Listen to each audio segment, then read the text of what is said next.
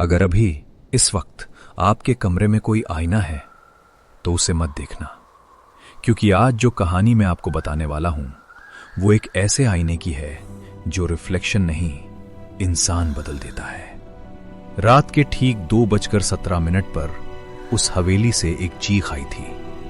लेकिन सबसे डरावनी बात यह नहीं थी कि चीख आई, सबसे डरावनी बात यह थी कि उसके बाद कोई वापस नहीं आया। रात के ठीक 2:17 बजे पूरी हवेली अचानक एक दर्द भरी चीख से गूंज उठती है, ऐसी आवाज जो इंसान की नहीं लगती। उस वक्त आर्यन हवेली के सबसे ऊपर वाले कमरे में अकेला था। कमरा बड़ा था लेकिन हवा बिल्कुल रुकी हुई थी।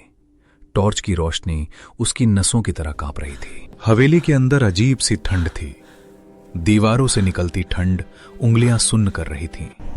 आर्यन को महसूस हो रहा था कि कोई उसके बहुत पास खड़ा है, लेकिन पीछे सिर्फ अंधेरा था। नीचे सीढ़ियों की तरफ से वही चीख फिर सुनाई दी, इस बार पहले से ज्यादा पास, ज्यादा टूटी हुई।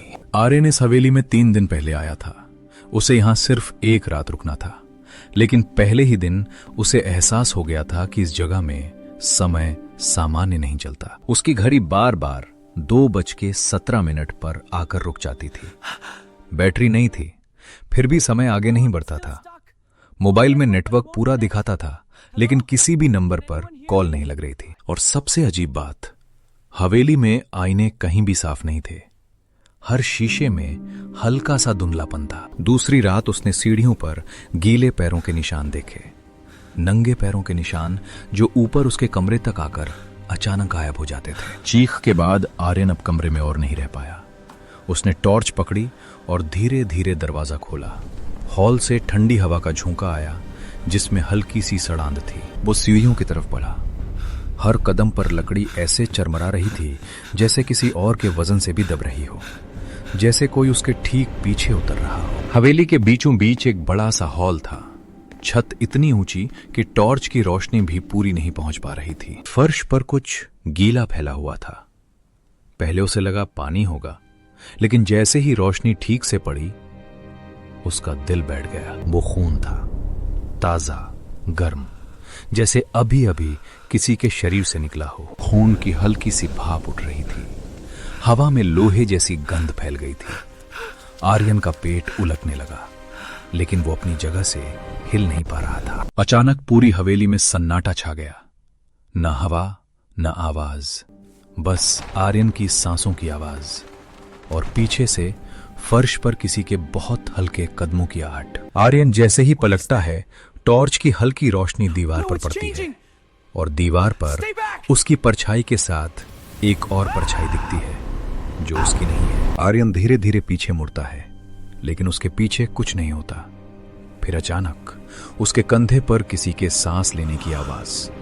टॉर्च की रोशनी कांपती है और इस बार उसकी परछाई उससे 1 सेकंड पहले पलटती है। मतलब जो भी है वो आर्यन से तेज है। आर्यन टॉर्च घुमाते घुमाते उस बंद स्टोर रूम के सामने पहुंचता है। दरवाजा खुद ब खुद चर्र करके खुलता है। अंदर सिर्फ एक चीज रखी है, एक बड़ा सा आईना, बिल्कुल नया, चमकता हुआ।